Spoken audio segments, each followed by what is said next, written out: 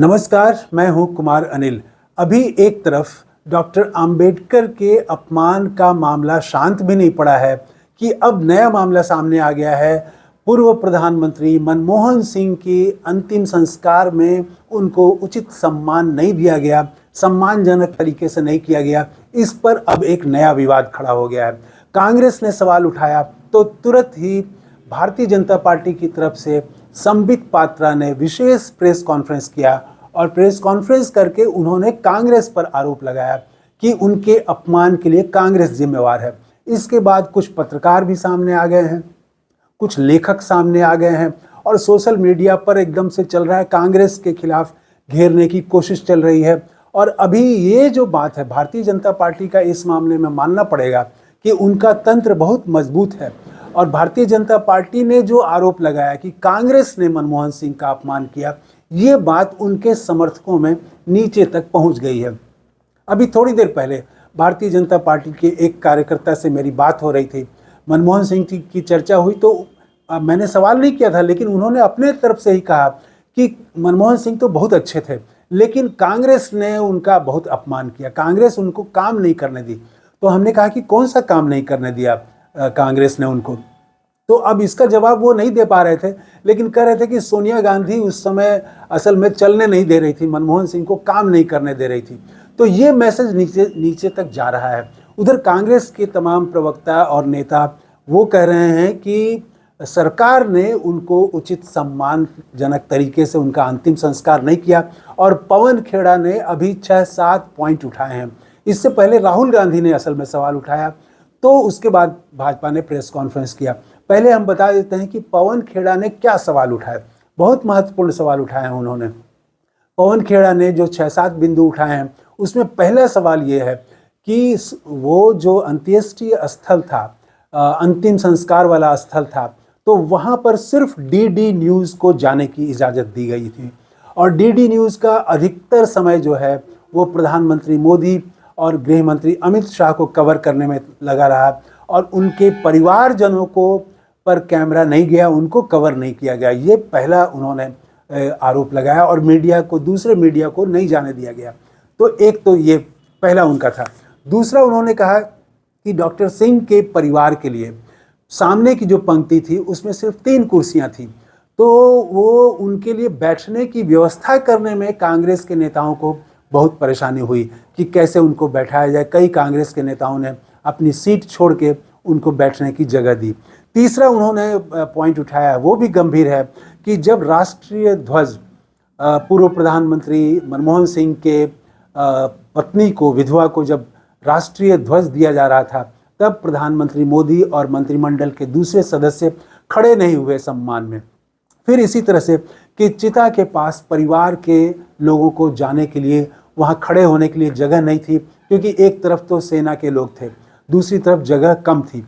फिर उन्होंने सवाल उठाया कि जनता को अंदर जाने से रोका गया और फिर अंतिम संस्कार में पोतों को चिता के पास जाने में काफ़ी कठिनाई हुई।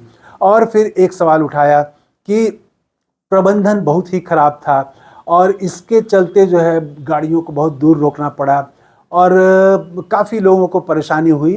तो ये उचित सम्मानजनक तरीके से उनका अंतिम संस्कार नहीं किया गया, ये पवन खेड़ा ने आरोप लगाया।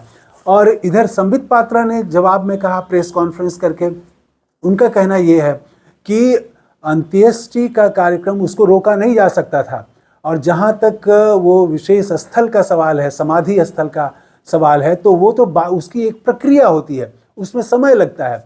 तो इसको नाहक ही कांग्रेस जो है वो राजनीति इसमें कर रही है और बहुत गलत समय में राजनीति कर रही है। दुख का समय है, इस समय कांग्रेस राजनीति कर रही है।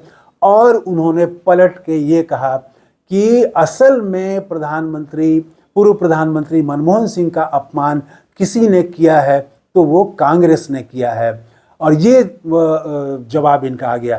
तो अब लगता है यही कि जैसे अंबेडकर के अपमान पर एक विवाद चल रहा था, कांग्रेस ने तात्कालिक सवाल उठाया कि अमित शाह ने जो कहा कि अंबेडकर अंबेडकर अंबेडकर करते हो, इतना नाम अगर भगवान का लोगे तो स्वर्ग मिल जाएगा।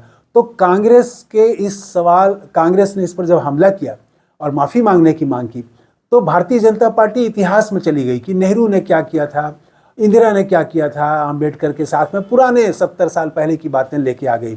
अब फिर वही बात कि आज जब अंतिम संस्कार पर सवाल उठाया कि उचित तरीके से, सम्मानजनक तरीके से नहीं किया गया, उनको अंतिम सम्मान उनको नहीं दिया गया, ये सवाल, आज का सवाल जब कांग्रेस ने उठाया तो फिर से भाजपा अतीत का सवाल ले आ रही है कि 10 साल पहले, 12 साल पहले क्या किया था कांग्रेस ने, किस तरह से अपमानित किया था।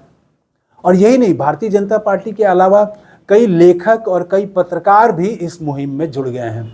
अब जैसे वो संजय बारू हैं जिन्होंने किताब लिखी है द एक्सीडेंटल प्राइम मिनिस्टर, वो भी, अब मैं देख रहा था कि एक यूट्यूब में वो बरखा दत्त के साथ वो बात कर रहे थे और उसमें वो तथ्य ला रहे थे कि उन्होंने सुझाव दिया था कि जब दूसरी बार 2009 में चुनाव हो रहा था तो उनको लोकसभा का चुनाव लड़ना चाहिए, लोकसभा का सदस्य वो रहेंगे तो वो ज़्यादा अच्छे से वो असर्ट कर पाएंगे प्राइम मिनिस्टर के तौर पर, किसी पर निर्भर नहीं रहेंगे। लेकिन कांग्रेस नेतृत्व ने उनको लोकसभा चुनाव लड़ने से मना कर दिया। अब इस बात का जवाब कौन देगा? अब तो वो पूर्व प्रधानमंत्री हैं नहीं, तो संजय बारू ये कह रहे हैं। इसी तरह से दूसरे भी कई लोग, लेखक, पत्रकार, वो सामने आ रहे हैं। और प्रणब मुखर्जी की बेटी सामने आई और उन्होंने कहा कि जब मेरे पिता का, प्रणब मुखर्जी का निधन हुआ था तो उसके बाद CWC की मीटिंग नहीं की गई थी श्रद्धांजलि देने के लिए। तो अब इस तरह से कांग्रेस को घेरने की कोशिश हो रही है और कांग्रेस जो है वो सवाल कर रही है कि अंतिम सम्मान जो देना था पूर्व प्रधानमंत्री को, वो सम्मान नहीं दिया भारतीय जनता पार्टी ने। इनकी संकीर्णता है। तो अब ये विवाद चलने वाला है। अब देखिए ये किधर जाता है और ये भी अब राजनीतिक रूप लेगा।